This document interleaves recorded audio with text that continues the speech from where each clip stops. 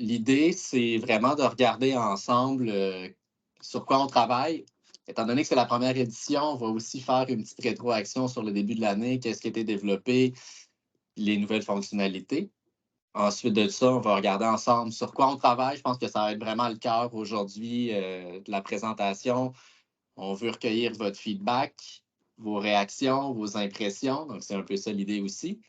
Et je me garde BitBoost Plus pour, en dernier, en primeur, commencer à évoquer ce concept-là. Donc, un nouveau modèle de licence sur lequel on travaille, qui va faire son apparition dans les prochaines semaines, dans les prochains mois. Donc, c'est vraiment un balbutiement, mais on souhaitait aujourd'hui vous partager quelques informations préliminaires. Ça va pour tout le monde?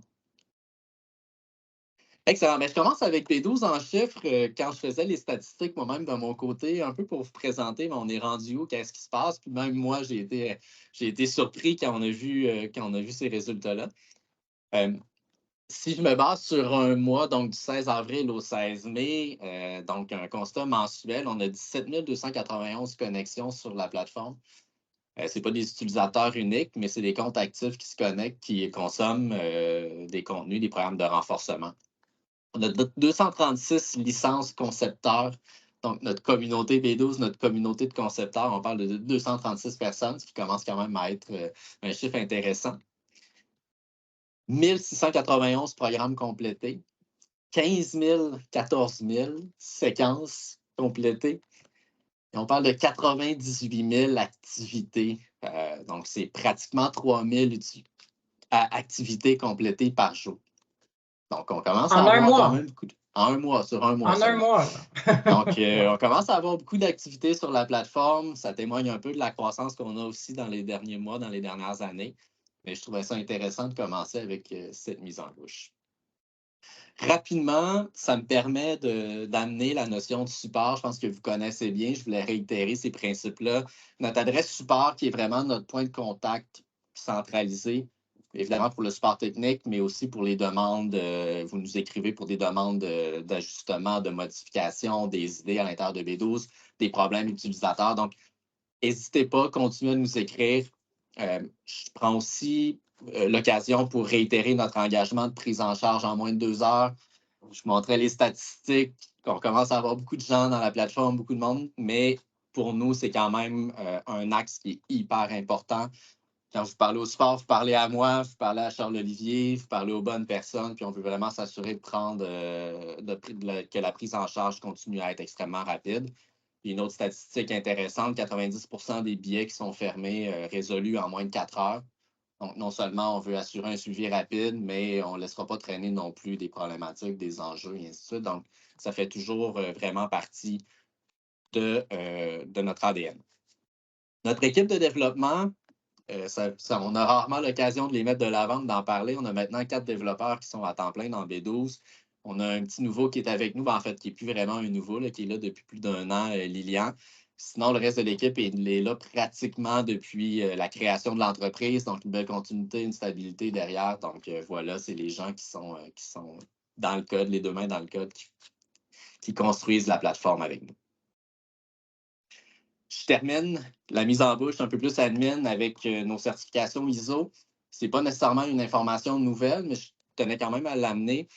Apprentix, qui est ISO 9001, 27001. 9001 qui est plus au niveau de la prestation de service, donc tous nos processus de gestion de projet, et 27001 qui est plus au niveau de la sécurité de l'information, donc l'infrastructure technologique, la confidentialité des données, bon, le volet plus sécurité. C'est des informations qui sont vraiment importantes et critiques dans un processus de standardisation. Peut-être un peu moins au day-to-day pour vous. Je tenais quand même à l'amener, des certifications internationales. Ça va pour ça? Génial. Les nouvelles fonctionnalités en 2024. Premièrement, un élément sur lequel je veux peut-être renchérir, c'est vraiment sur la façon qu'on communique l'information. Je pense que c'est quelque chose sur lequel on s'est beaucoup amélioré, qu'on a mis beaucoup d'efforts dans les derniers mois, dans les dernières années, puis ça fait encore partie de notre plan d'action. Premièrement, il y a une infolette mensuelle maintenant qui est envoyée aux concepteurs, aux admins. Et je pense que le processus est quand même assez bien rodé. Ça arrive à certaines occasions qu'il y a un mois qu'il n'y aura pas de newsletter qui va être envoyé, qu'il n'y aura pas d'infolette qui va être envoyée, juste parce qu'on n'a peut-être pas d'informations pertinentes à communiquer, puis on ne veut pas spammer pour rien. Mais sinon, de façon mensuelle, on parle de la liste des concepteurs des admins directement dans B12. Donc, c'est une liste qui est complètement indépendante d'une liste marketing. On envoie l'information à savoir qu'est-ce qui a été déployé dans les dernières semaines avec justement un détail, donc une mise en contexte. Vous pouvez toujours vous désabonner, là, évidemment, mais je le répète, il n'y a jamais de marketing qui va être envoyé via cette infolette-là. C'est vraiment indépendant de tout ce qui est la publicité. Une petite nouveauté qui s'en vient d'ici la fin de l'été 2024, ça fait déjà quelques semaines qu'on travaille là-dessus, c'est sur notre site web.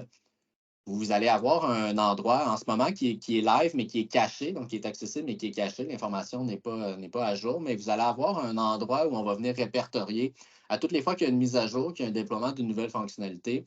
Ça va apparaître ici avec une capture d'écran puis avec un descriptif. Donc, vous expliquez vraiment qu'est-ce qui a été déployé, quand est-ce qui a été déployé, l'impact que ça peut y avoir de votre côté avec la date. Ce n'est pas encore 100% en ligne, étant donné qu'il nous reste à lier ça à nos outils de développement pour que ce soit fait de façon dynamique. Donc, à toutes les fois qu'on va pousser une nouvelle fonctionnalité, le détail, l'information va se retrouver directement sur le site web.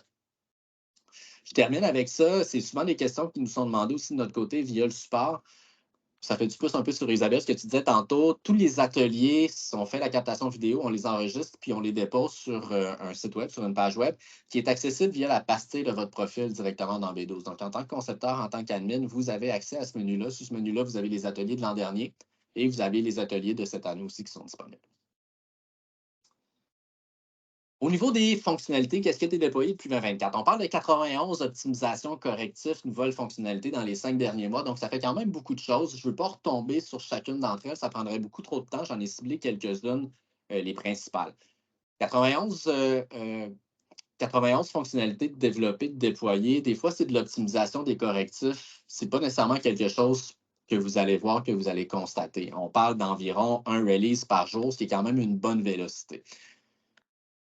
Je le répète, ce n'est pas nécessairement quelque chose qui a vraiment un impact concret dans B12. Il y a beaucoup d'optimisation, des correctifs de bugs, des trucs comme ça. Au niveau des nouvelles fonctionnalités, ce qui était le plus marquant, on a développé un outil de compression vidéo.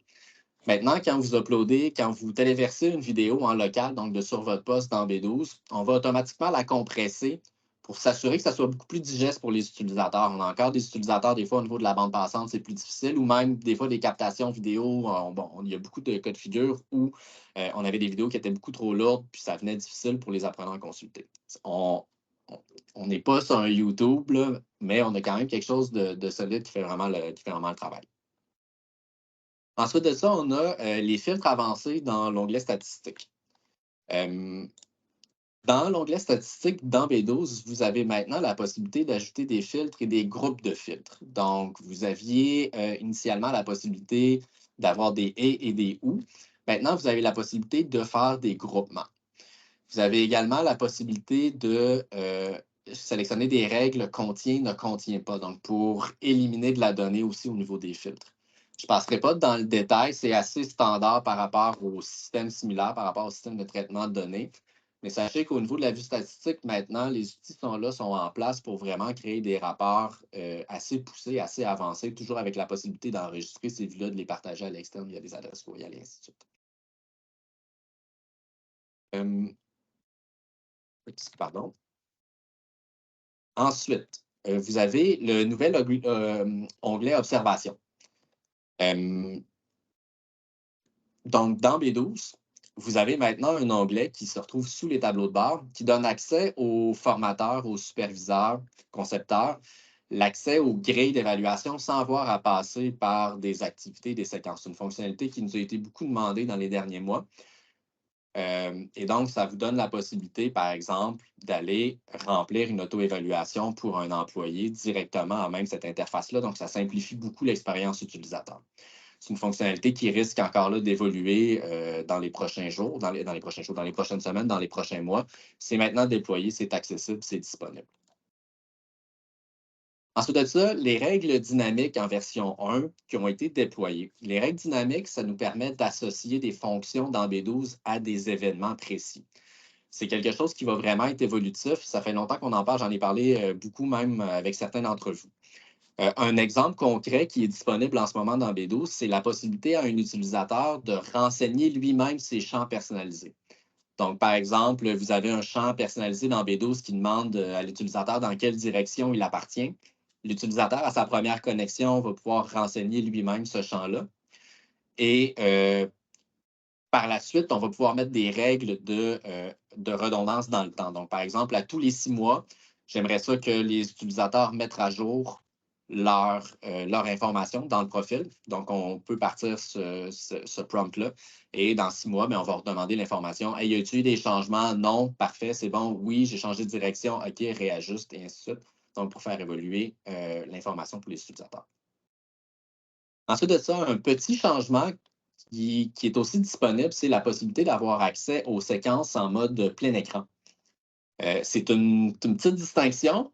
Vous voyez ici, quand je visualise ma séquence, ben, ma barre de menu complètement à gauche disparaît, ma pastille en haut à droite disparaît. Donc, ce qu'on veut, c'est vraiment amener l'attention de l'utilisateur 100% sur son activité. Donc, c'est une fonctionnalité qui est également disponible. Je pense, PA, tu avais une Ensuite, question. les nouveaux tableaux Excuse-moi. de bord, ça, je pense que ça a été vraiment un gros travail. Ça a été de longue haleine de notre côté, qui a été déployé également.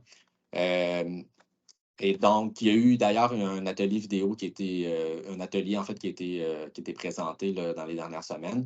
Au niveau des tableaux de bord, bien, c'est un tableau de bord global, donc le tableau de bord vient vraiment superposer. Il va donner une vue sur l'ensemble des programmes, l'ensemble des indicateurs, sur la plateforme. Donc, je pense que c'est quelque chose que vous connaissez bien avec la possibilité d'avoir accès via la modale à droite ici à des informations pertinentes par rapport à nos programmes. Donc, encore là, de faciliter la consommation d'informations, l'accès à l'information. Voilà pour les fonctionnalités de 2024. Maintenant, qu'est-ce qui est en développement?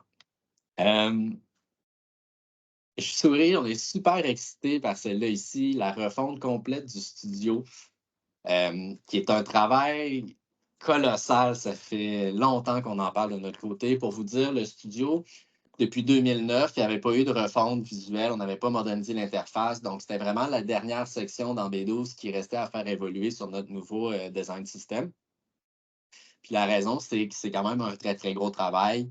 Le studio, on l'a fait évoluer au fur des années avec vous. On a rajouté beaucoup de fonctionnalités. Donc, on voulait vraiment s'assurer de prendre le temps de bien le réfléchir et d'arriver avec quelque chose vraiment au goût du jour, moderne, puis qui allait vraiment faciliter l'expérience utilisateur.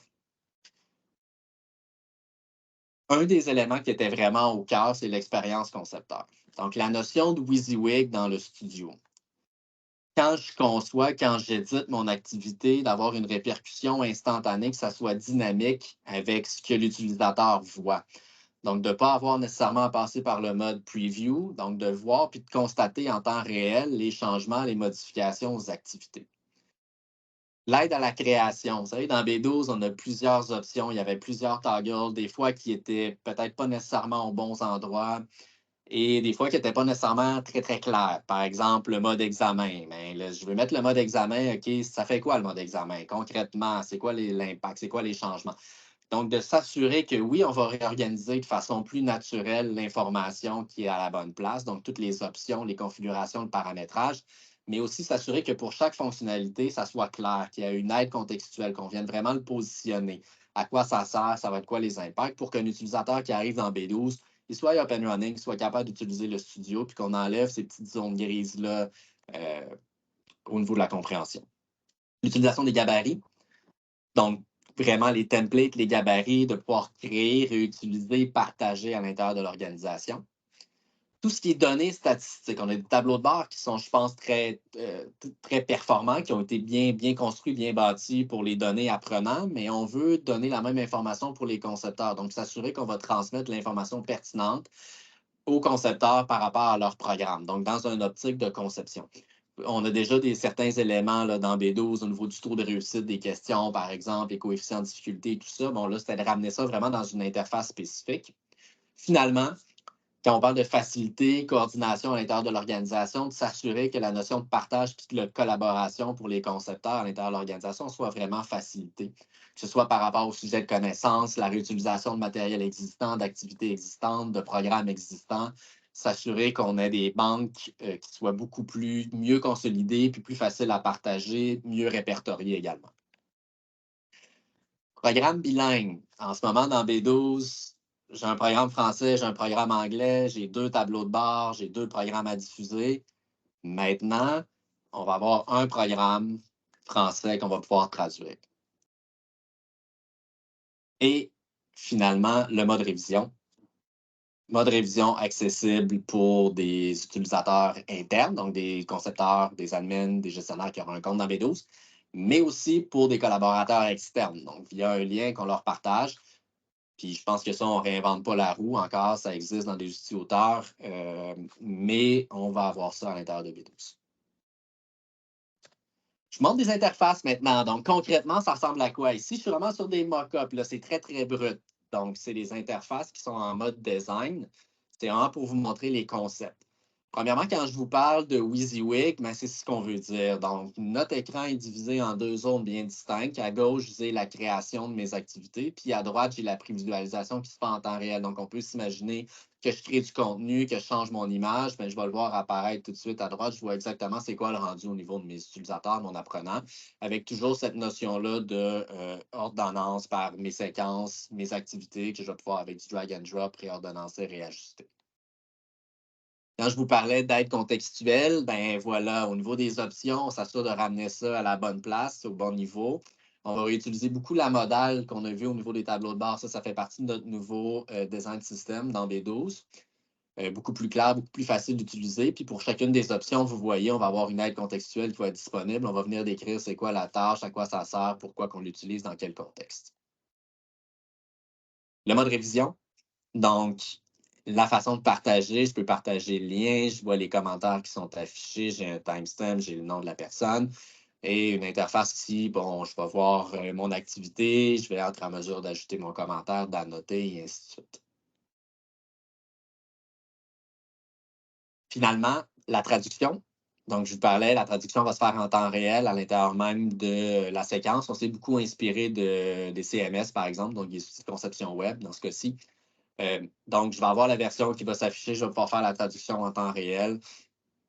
Et je vous scope, si je vais parler un petit peu plus tard, vous pouvez voir que j'ai un bouton de traduction automatique aussi ici qui est disponible. Donc, ça va vraiment faciliter le déploiement, la conception en fait des programmes bilingues. Je termine avec des images concrètes dans B12. Je voulais vous montrer vraiment qu'on n'est pas juste dans un mode conceptuel. Donc, ça ici, c'est vraiment sur ce quoi on travaille. C'est en local, évidemment, mais on retrouve l'interface B12. Au niveau de la création des programmes, je vous montre le flow qui va être aussi assez différent. Donc, on va y aller beaucoup plus étape par étape quand on parle de réorganiser l'information, d'avoir les choses à la bonne place, de la bonne façon, bien affichées avec l'aide contextuelle. Et ensuite de ça, la création. Bon, encore là, il faut vraiment prendre ça avec des grains de sel. Prenons pas de capture d'écran ici. C'est vraiment en développement. Ça va changer le look and feel, mais je trouvais ça important de vous montrer que concrètement, ça avance. J'ai passé rapidement tantôt, mais on vise un déploiement à cet automne. Là, donc, on travaille activement là-dessus. Questions, commentaires? Je suis curieux, ou on peut se les garder pour la fin, mais n'hésitez pas dans le chat s'il y a des choses que vous voulez qu'on discute par la suite. Ça me fait plaisir. Deuxièmement, bon, je pense qu'ici, l'IA générative, on en a parlé aussi avec beaucoup d'entre vous, c'est partie intégrante là, en ce moment du marché.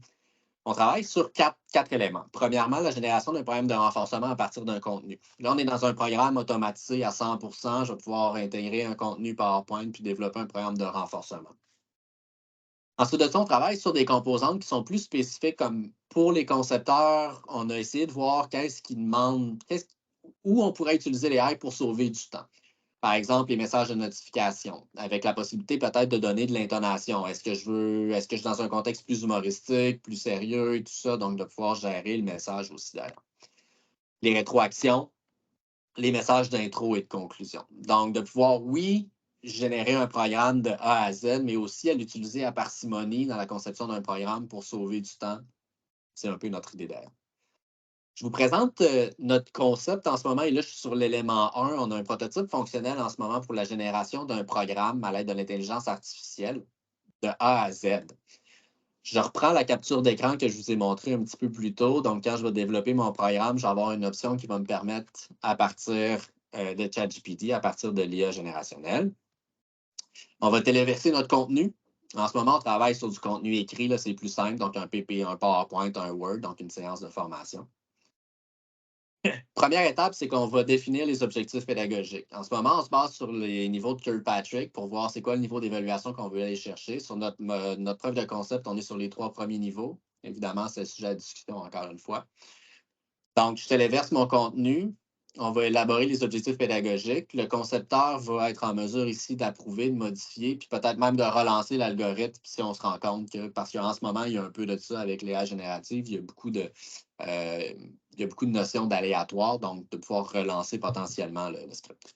Ultimement, on se retrouve avec une liste d'objectifs pédagogiques.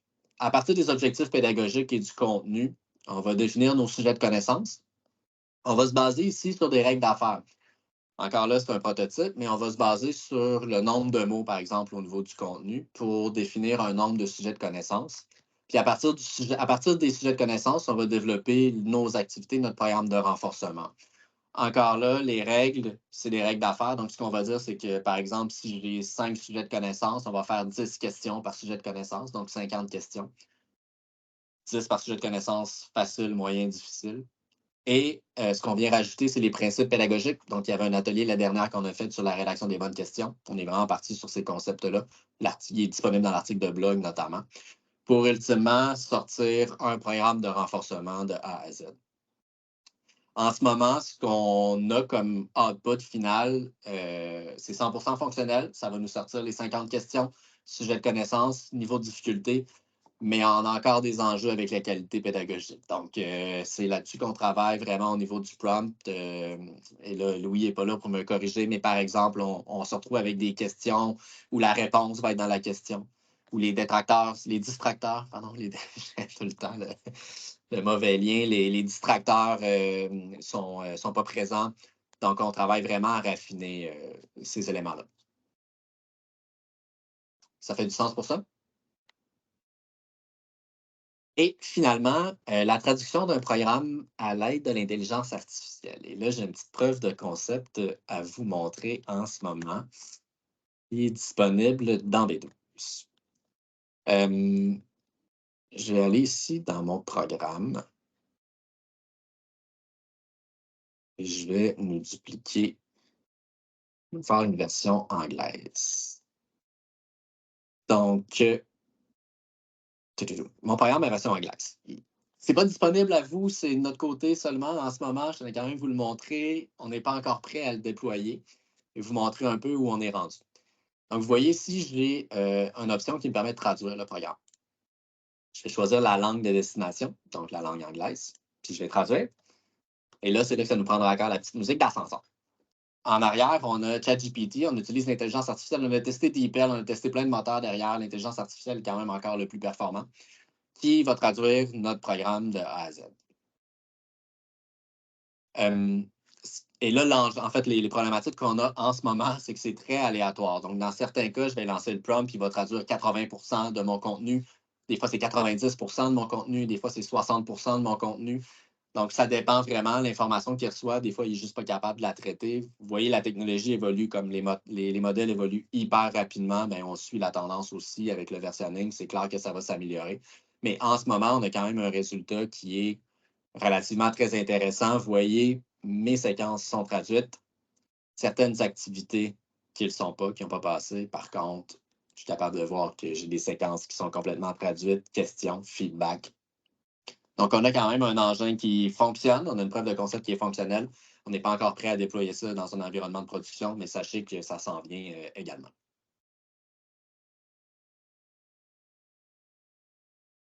Ce qui fait le tour de mon côté au niveau de ce qui est en développement. Je ne sais pas s'il y avait des questions, des éléments que vous auriez aimé qu'on regarde. D'ailleurs, tu nous entends-tu? Oui.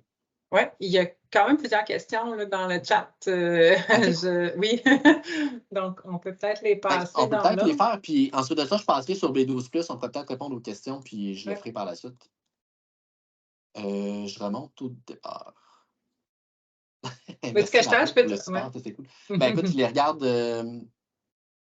Est-ce que ces estimations vont être déployées au fur et à mesure pour chaque environnement? Ça, c'est clair. C'est sûr, par exemple, le studio, on n'ira pas par itération. Le studio de développement, on va vraiment déployer ça. On ne peut pas y aller par itération. C'est une mise à jour qui est trop importante. Sinon, les fonctionnalités qu'on a regardées au niveau de la traduction, par exemple, la traduction automatique, ça, clairement, ça pourrait être utilisé de façon en parcimonie. L'utilisation de l'AI, c'est un super de bon exemple. Quand je vous parlais de générer un programme de A à Z, bien ça, on va le déployer dans un bloc. Par contre, de pouvoir utiliser l'AI pour développer par exemple un message d'introduction, ça risque d'arriver plus au fur et à mesure quand la fonctionnalité est disponible. Pierre-Alexandre, j'avais posé la question, mais peut-être je vais être un peu plus précise. Oui. Cette question, elle s'inscrivait plus dans les optimisations en 2024. Notamment, tu parlais du filtre avancé dans l'onglet statistique, mais je ne le voyais pas forcément dans les environnements. Fait que je voulais savoir si ça avait été déployé ou ça allait être déployé au fur et à mesure. C'était vraiment plus pour cette partie-là. OK, merci de la précision. En fait, tout ce que j'ai montré au niveau de 2024, normalement, est déployé. OK. C'est là, c'est disponible dans Vidéo. Donc, si jamais il y a un enjeu Zinab, on pourra regarder ensemble. Mais tout ce que j'ai adressé par rapport aux fonctionnalités de 2024, tout a été déployé, tout est disponible dans V12. Merci. Parfait. Oui, Julie, les champs personnalisés peuvent être utilisés dans les filtres, la load bar et statistiques, absolument. Isabelle, effectivement, organisation, plateforme, c'est la même chose. Nous, on utilise le terme organisation. Certains clients, c'est environnement, plateforme. Je défile.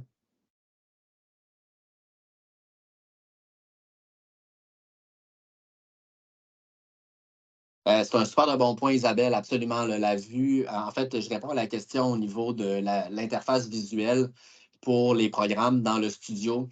On a sur certaines plateformes, certaines organisations qui commencent à y avoir beaucoup de volume. Puis effectivement, l'affichage visuel et il y a de l'amélioration. Bien, clairement, dans la refonte du studio, c'est vraiment sur quelque chose sur lequel on travaille assidûment. Je ne sais pas si j'ai une capture d'écran, je pense pas, j'aurais pu vous le montrer, mais oui, tout à fait. L'information est beaucoup plus claire, plus concise. On a vraiment amélioré nos filtres de recherche également pour faciliter la navigation à l'intérieur des programmes, s'assurer que l'information va être plus facilement accessible. Ça faisait vraiment partie des pain points qui nous avaient été remontés, là, des éléments améliorés, clairement.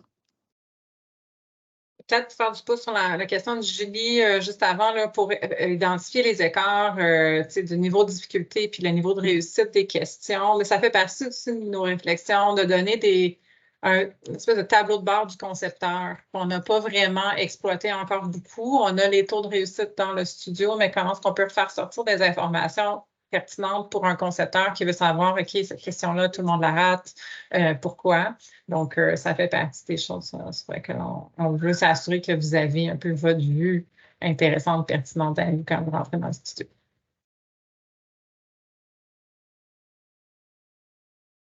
Parfait. Bien, je pense que ça fait le tour sur les questions qu'on avait. Ah, Zénab, oui. Ah, t'es sur mute. Ça va pas bien. On recommence 2020. Non, tu demandais tes réactions tantôt, puis je trouve ça super excitant de voir ce qui s'en vient. Puis merci aussi pour la transparence. Vu que vous êtes super géniaux, moi, j'ai une idée là, qui sort, qui pop-up, entre autres pour ce qui est la refonte complète du studio V12. Est-ce que c'est possible d'avoir d'intégrer un genre de walk-me qui aide les personnes pour les premières fois pour savoir, voici la première étape, tu peux utiliser l'intelligence artificielle, voici comment tu fais, tu sais, step by step. Ouais. C'est quelque chose que je trouve qui pourrait vraiment bonifier en fait l'expérience autant des concepteurs que des administrateurs. Fait que je vous le lance comme ça, là, mais c'est ça. Ben, c'est super pertinent. En fait, tu vois, un des éléments qu'on voulait vraiment amener ici au niveau du studio, ce que je montrais tantôt, puis je passais rapidement, là, mais c'est un peu ça. Puis là, les interfaces, les écrans sont vides, mais ce qu'on veut vraiment amener, justement, c'est bonne pratique, aide contextuelle, comment on peut vraiment prendre le concepteur par la main pour une justement pour une première expérience en B12 puis s'assurer qu'on fait les choses de la bonne façon. C'était un peu l'idée ici au niveau du flow de conception. Fait que je pense qu'étonnable, on va reprendre une partie de ce que tu disais ici, assurément. Puis clairement, on pourra se rasseoir et regarder ensemble s'il y a des choses, s'il y a des éléments qui manquent, si on peut aller un peu plus loin par rapport à certaines composantes. Je pense qu'absolument, c'est très, très pertinent. Là. Génial, merci.